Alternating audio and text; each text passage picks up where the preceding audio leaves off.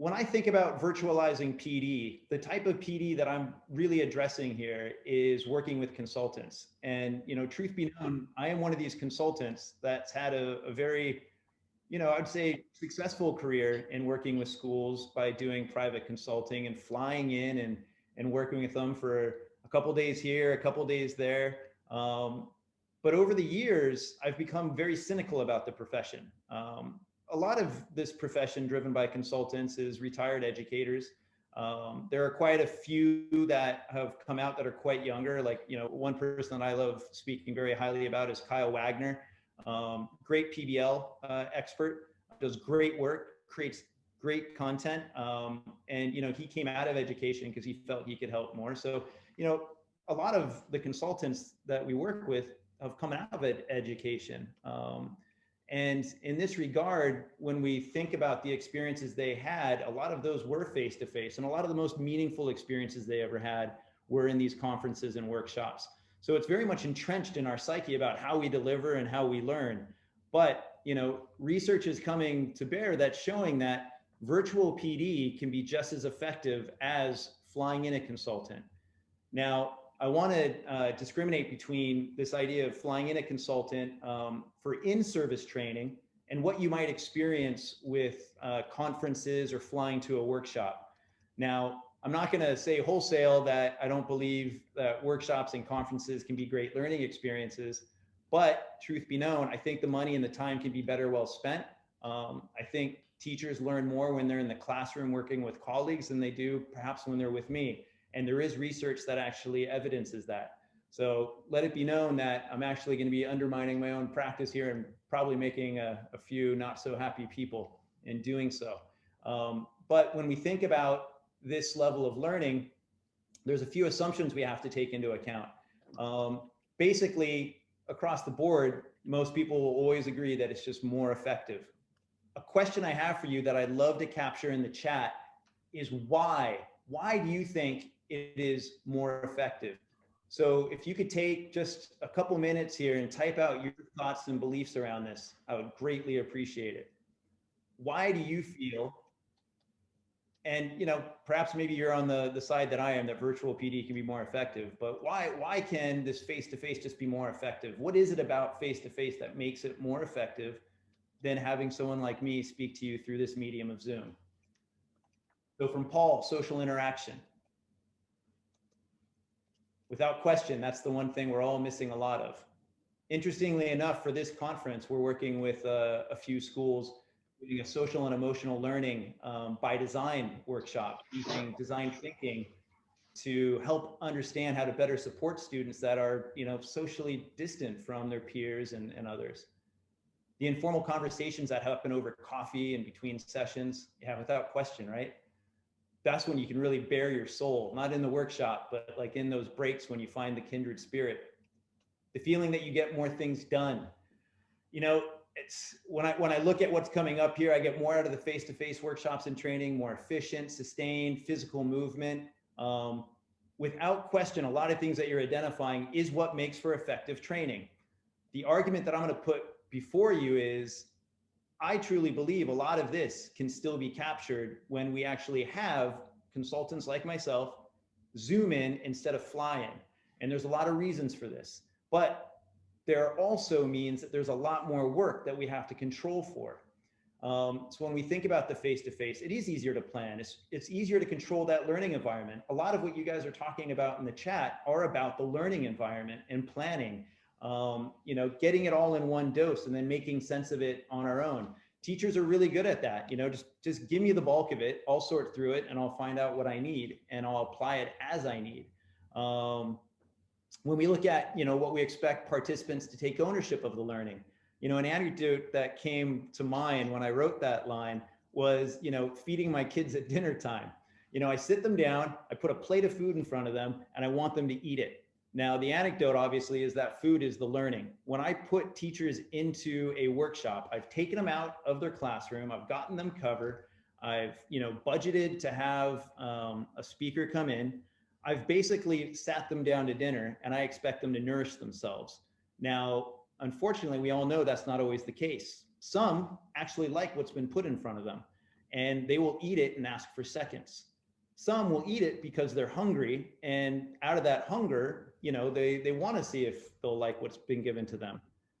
Many others, though, might actually, resent being told what they have to eat. And that resentment actually impedes the learning. So this expectation that participants will take ownership of their learning if we feed them, I feel actually undermines the learning of others that really do want to enjoy that meal. So when I think about what good learning is, it has to take into this mix of being able to differentiate for the tastes and needs of others. But at the same time, we have to keep into that reality of our budgets and our time and our schedules. Is it really better? I would say what really differentiates it is what you've already noticed. Those interpersonal learning experiences, those coffee breaks, the fact that there we are in that room and we're working with others, and a lot of research suggests that the experiences we have will have a greater impression on learning when it's face-to-face, because the experience of being with somebody, and all sorts of research actually points to this, from attachment theory to all other types of social psychological studies, in terms of the quality of learning when we actually have a human being with us and we are able to make that connection. But I would argue these can all be controlled for, and that's what I'm going to be talking about today. This idea of quality of content, because we've all experienced probably bad virtual training, and the ability to create interpersonal learning experiences that go beyond actually trying to connect people into breakout rooms and giving that opportunity, but actually getting them face to face. Because again, what I'm trying to present to you here is not saying that, hey, virtual conferences need to be the way forward. What I'm trying to encourage you about are the types of consultants and the work that you do in your schools, the in-service learning. And for that fact, do you really need to send a group of people to a workshop? It might actually be more cost effective and beneficial to the school by asking that consultant to Zoom in and coach your participants. And you might find it comes at the same cost. So when we take a look at this type of learning, I want to suggest to you that it's a buyer's market. As Acamus's PD coordinator for years, I've always wanted to work with people like Jennifer Abrams. Tough calendar to work with, trying to schedule with her. The cost is, I'm going to say it's not exorbitantly high, but it's high for the types of workshops that I coordinate for Acamus. Pandemic comes along, and Jennifer and I strike up an amazing collaboration. Not only do I have her proposing programs for Acamus that she's delivering very cost effectively, but throughout this pandemic, consultants like Jennifer have created so much content that you can consume it asynchronously. So that when you actually get online with Jennifer, you're actually looking at applying content and looking at case studies and not having her go through a lot of what she's written books about. Another facilitator that I love working with, Steve Barkley, and his coaching model. Coaching is a very difficult thing to scale, but he also has created so much great online content that there is no need to fly him in. He, as well as Jennifer, would basically argue against it. Steve, even more so, that he does not want to fly in. He wants to actually give the content to the participants that he think actually will matter most to them. So he's actually differentiated his content based on the areas of interest that his coaching participants are interested in. Then he engages them one-on-one to explore that content further. I think about, James Anderson. He's talking about growth mindset, habits of mind, doing a lot of work with Carol Dweck. And what I've really loved about working with James is, again, this is a facilitator that comes at a very high cost. But because of the pandemic, he's basically put his whole library of content online. And when you do a session with him, he not only gives you it for free, but he coaches you through what you need to learn from it. He helps you sort of sort through it based on what your inquiry and your development questions are. So again, they've really enriched their offerings by making accessible a lot of the work that they would come in normally and just talk about. Now they don't need to talk about it because hopefully we've consumed what we've needed asynchronously. And that would be true for myself as well. I'm vehemently against traveling anymore, not because I don't like it, not because I don't like the face-to-face. I just know I can have greater impact. So once I wrote that book, the very first thing I did last March was I started putting it into an online format, shooting videos, doing interviews with educational leaders to supplement it, and just trying to make it a self-guided study, so that people wouldn't have to rely on me. And to be honest with you, everything I do in a workshop is in that book. Now, effective virtual PD, what I really think is great about it is that it's on demand. Instead of trying to coordinate with Jennifer dates 6 or 9 months in advance, or even Steve Barkley for that matter, I can actually bring them into the schools much quicker. I can actually differentiate and hopefully scale their offerings across our network of schools much faster as well, because maybe what they have isn't going to interest all 30 of your heads of faculty, but there might be 2 or 3 heads of faculty in each school that we can create a network effect for and get them involved much quicker. So instead of having to wait for that learning, we can actually deliver it much more quickly if we're able to assess that need across schools. One of the other things that we really like about it is that you can actually more effectively embed it into the jobs of participants. Now, this is one of the things that is very difficult to do when you have people fly in as consultants, unless you're willing to expend that time for the interviews and the surveying, a lot of it in advance and face-to-face on the ground. You can actually break up the learning over a period of time for the same price, and in that way set up the consultants so that they can actually assign tasks, so they can check in on the participants to see how they're performing it in their actual working environments, and then come back and get feedback for them. This also helps the consultants in many ways with action research. So there's a partnership of sorts that actually is very mutually beneficial. One other key point that I want to stress here is the 70-20-10 model. Good learning doesn't happen because of me. Good learning happens because of the participant. And so the onus for action has to be put first. The consultant is there to support it, but it's the participant that needs to own and deliver it. Now, the 20% is senior leadership. Senior leadership need to actually structure and scaffold that experience for the participants and support them through it. So when you think about what really effective learning is, real effective learning is when it's being applied and supported by leadership. Then consultants like myself or anybody else is there to support that learning with, the action research, the coaching, the tools that the schools don't have time to deliver or develop themselves. So that's what effective virtual PD is really about.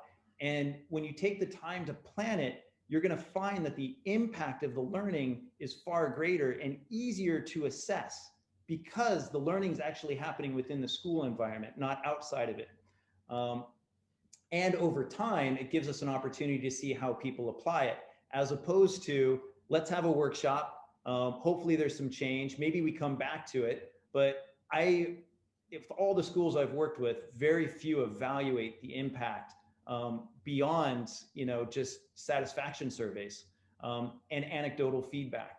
But if you have that consultant coming back over a period of time, you're going to find they have the ability to actually draw out any sort of impact that's happening, because it's important to their practice and their own research. Now, this said, great virtual PD requires twice the planning. I was able to get that little gift from the Leading Learning podcast, this one in particular from Diane Elkins. What I learned in terms of this really changed my mind about how I approached learning, professional learning in particular, because a lot of times what would happen is we just kind of take for granted that we have this knowledge as a consultant, a facilitator. And we come into these workshops and distill it, and we're able to read the body language and react to our participants in a very ad hoc manner in many cases. But when you go virtual, the amount of planning and timing it takes is twice as long. In fact, one of the stats that I was actually really surprised by on this podcast was that Diane Elkins had actually estimated, and this was based on research that they had done somewhere back in 2000, that 1 hour of seat time represented 40 hours of the facilitator's time to plan. Now that 40 hours is obviously cumulative of their experience, and not just the preparation for that 1 hour of seat, but everything they've learned over that time. Then she estimated that to do 1 hour virtual was about 80 hours. That represented 80 hours of their time in preparation because it required such things as scripting and really getting to know your participants better. Now, this is the most amazing outcome from this process, is that as facilitators, we spend a lot more time thinking about our engagements. And I hate to say it, as a facilitator and speaking in candid conversations with so many other facilitators, when we get a busy travel schedule and we're popping in and out of schools, we're largely relying on our experience to be able to, put band-aids on things or give quick inspiration or deliver lessons that are going to quickly help and assist. We don't often put in a lot of that consultative process that our clients deserve. And truth be known, that we're not really being held accountable for it. My argument is that we should be held accountable for it. But to be held accountable for it, that means those that are flying us in need to also be much more cognizant of the process and themselves spend that time. That 80 hours represented in that 1 hour virtual seat time should also be time spent by the PD coordinator or whoever's coordinating. And that's a big ask. If you want to have great virtual PD, you need someone on site to own it.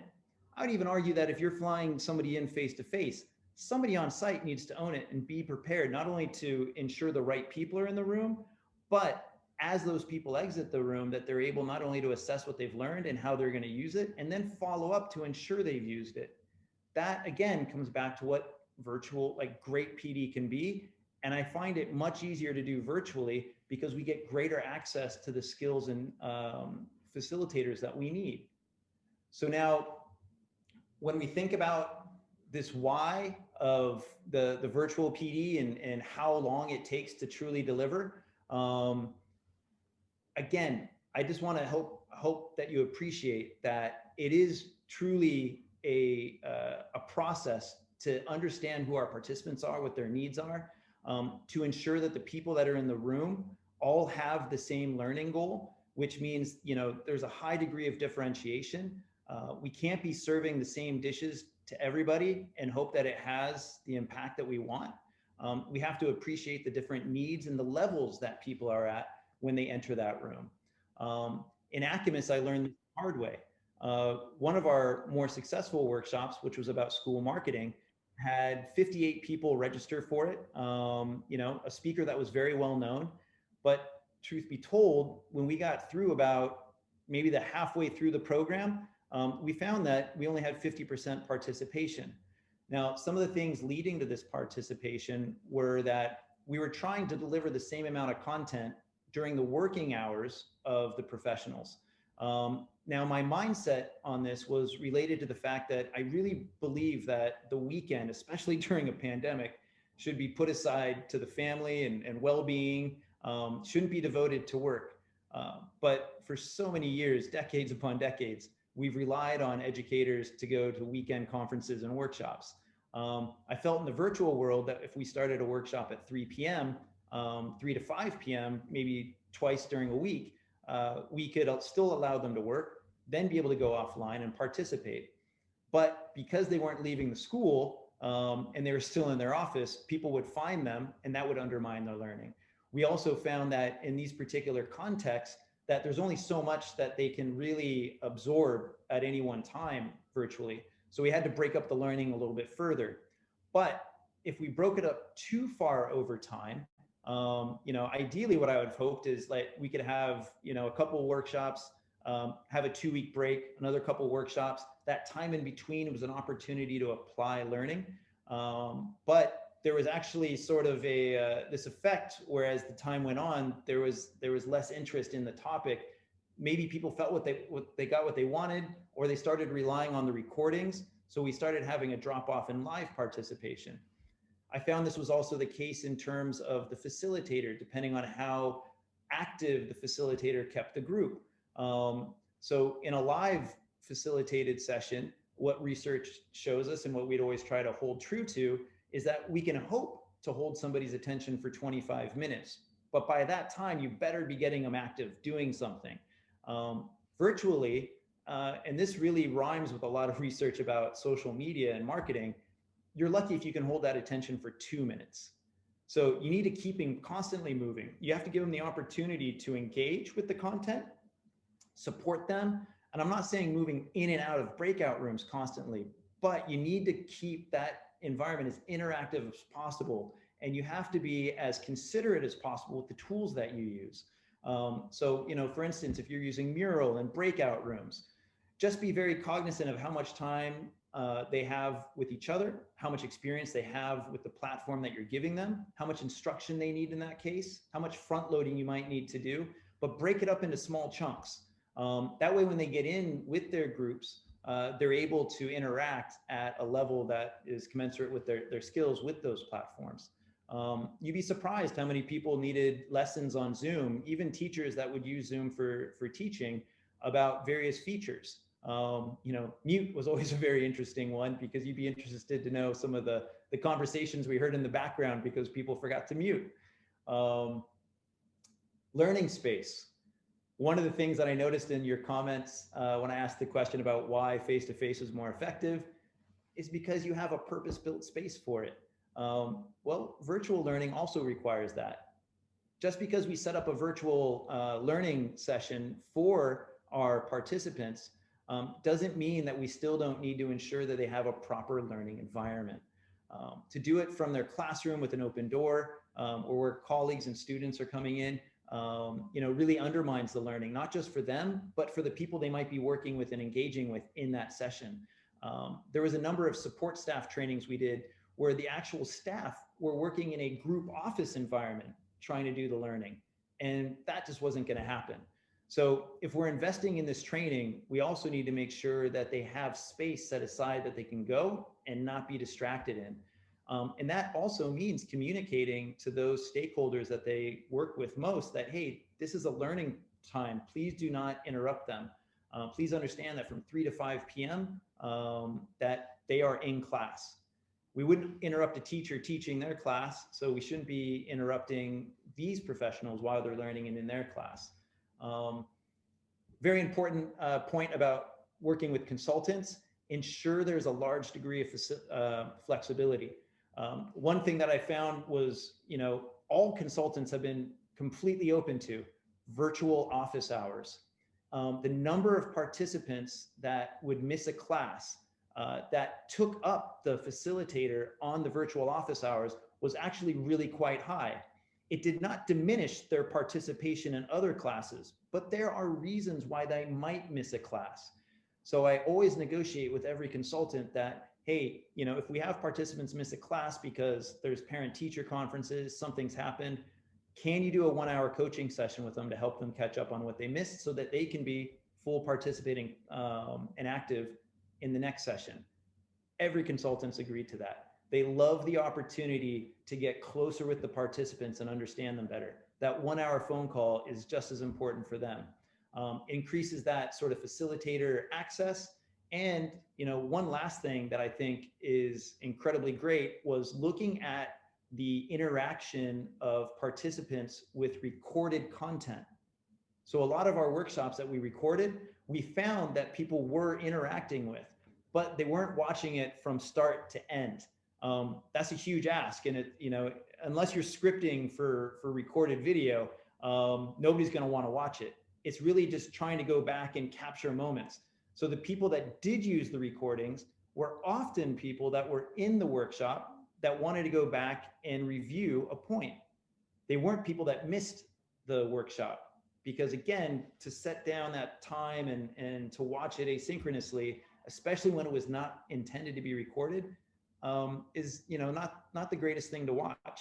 We're not doing masterclass.com.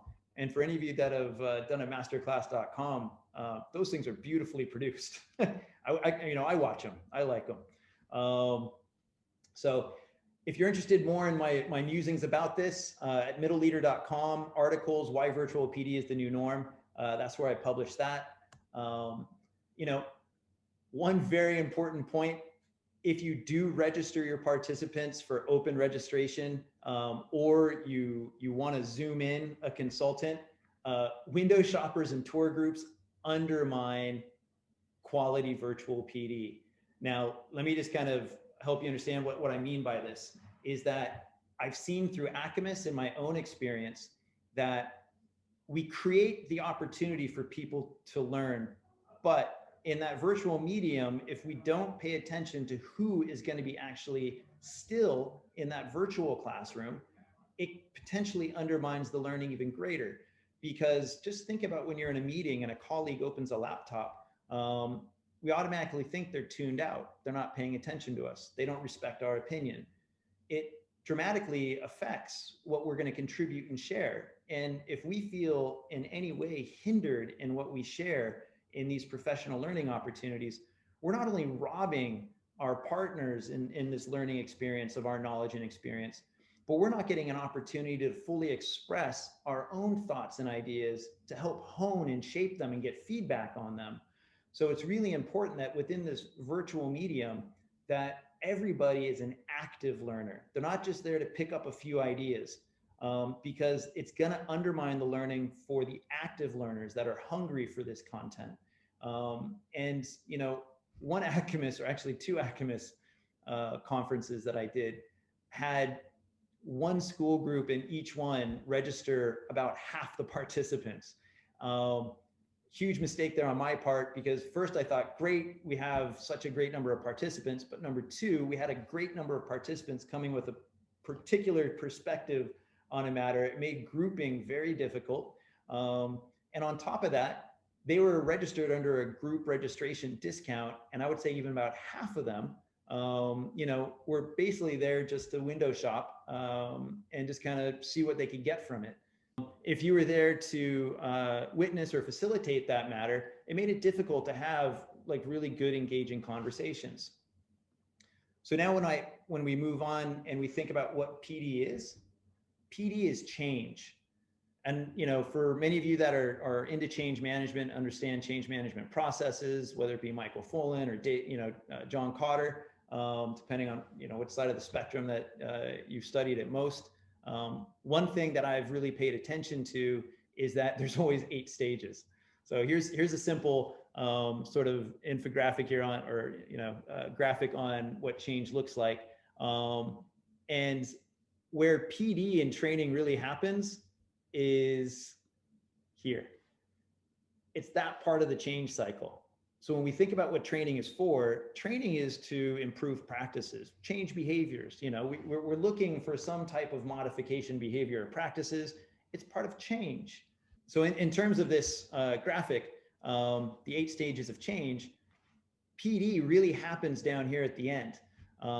It's just one part of it. So if you really want to truly coordinate effective PD and deliver a learning experience that's going to lead to change, and not just change in terms of momentary behavior or practice, but sustainable change, we need to appreciate that any training, virtual or live, needs to have a lot more time and resources put up front.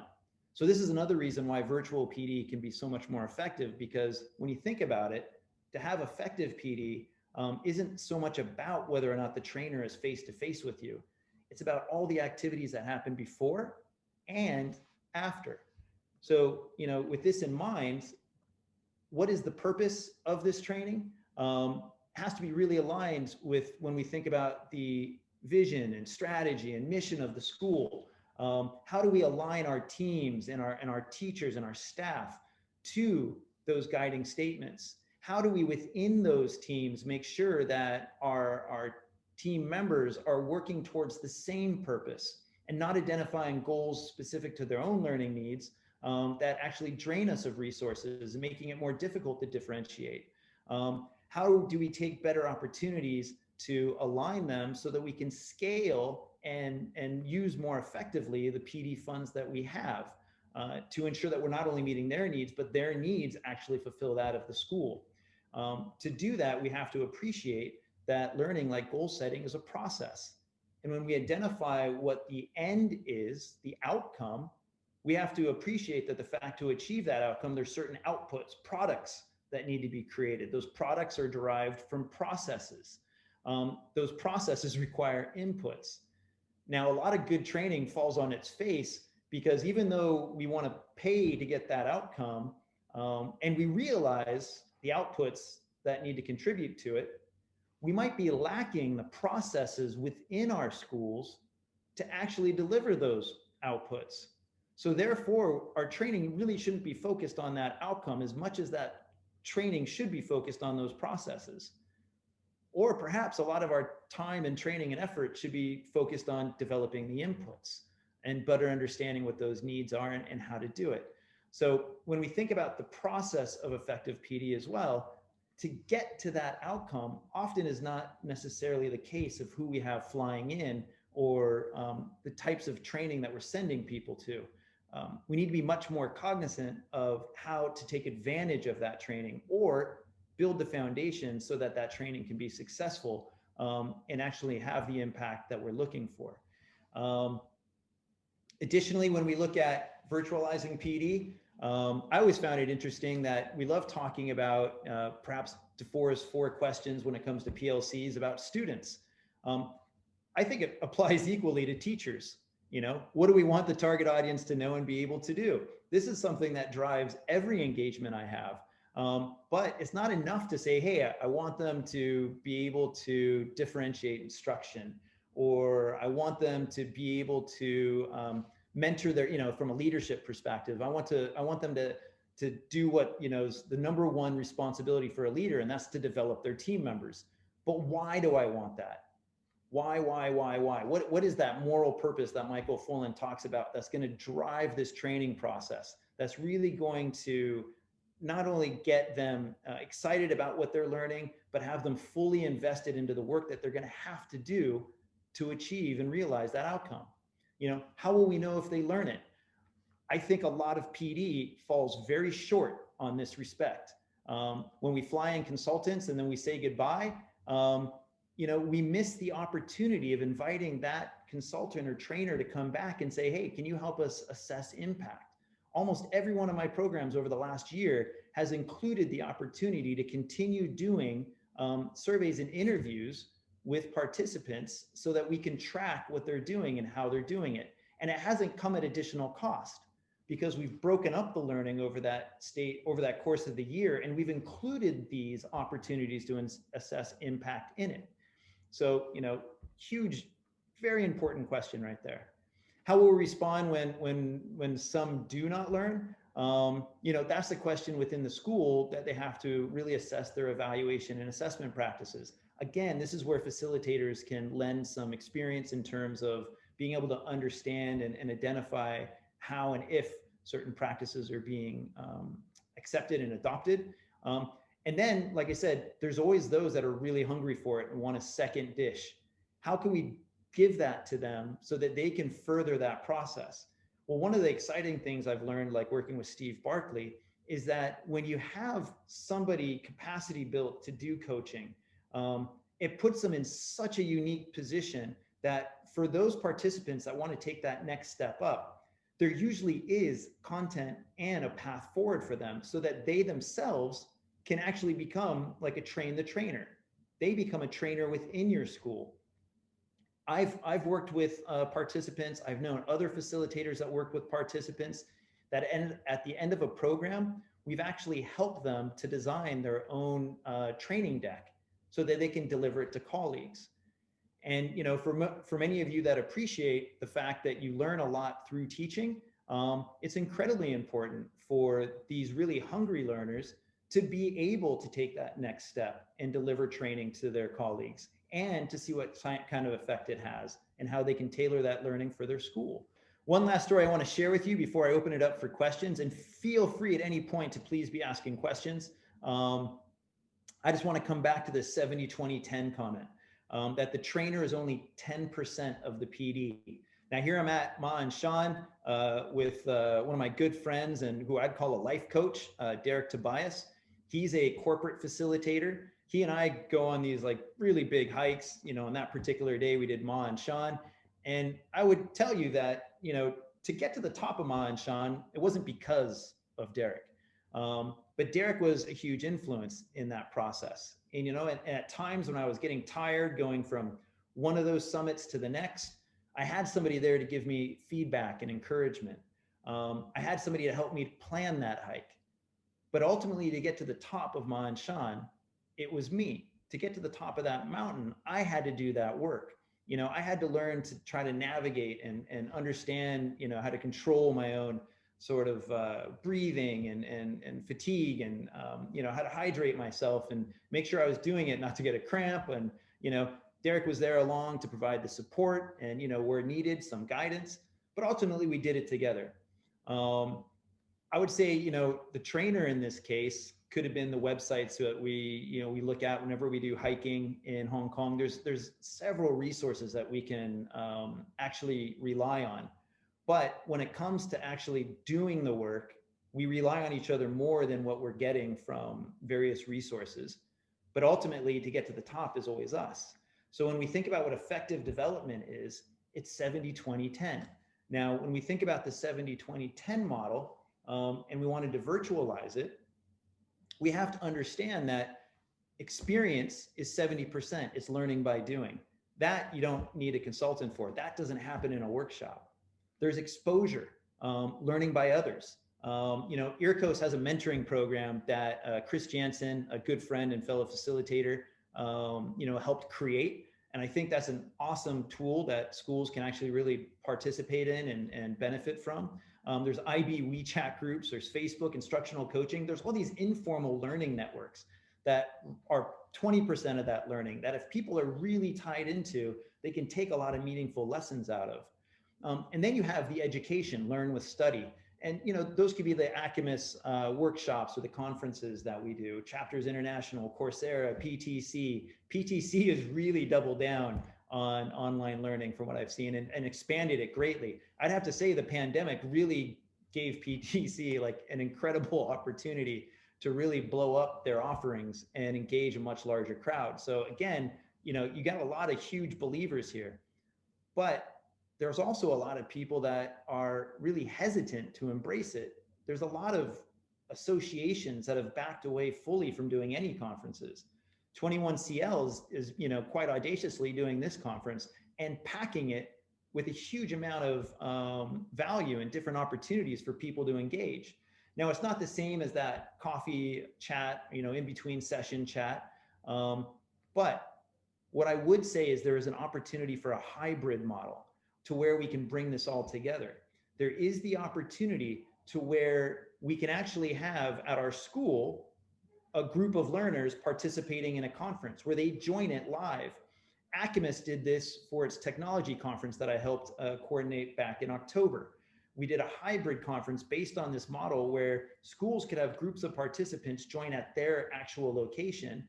Facilitators obviously would Zoom in with their presentations, but enable the participants to engage and interact with them through those through that facilitated session so that they could still have the personal interaction with each other.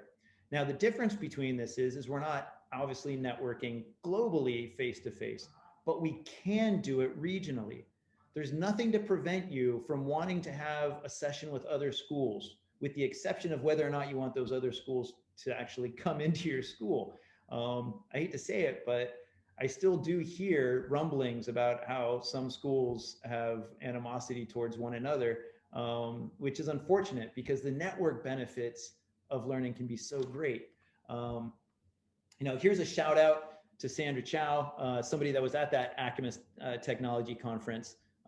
Just checking and scanning really quickly if she joined today, because I know she expressed an interest in participating. No, it doesn't look like it. But she put together this great infographic about the different online learning tools that are available in China as well. And I just wanted to share with this because it was somehow related. But for the most part, that is what I've got for you in terms of what I've learned through Acamus, based on what I've learned in terms of prepared to delivering for Acamus, as well as the other schools that I work with. I'm a firm believer that you can have your cake and eat it too, that you can have social interconnectedness. It just requires you to create that amongst your participants and bring them together. Now, during the most severe of lockdowns, obviously people still have to learn from home, but I found during those most severe of lockdowns, people actually took their learning more seriously when they had to. When the lockdown isn't so severe, but we're severe and we're still Zooming in, I highly encourage you to still bring together small cohorts, small teams of 3 or 4 people to actually process the learning together as the live facilitated sessions are happening. So again, I appreciate your time and patience as I kind of went through these musings and learnings over the past 9 to 12 months, and I welcome any questions that you might have.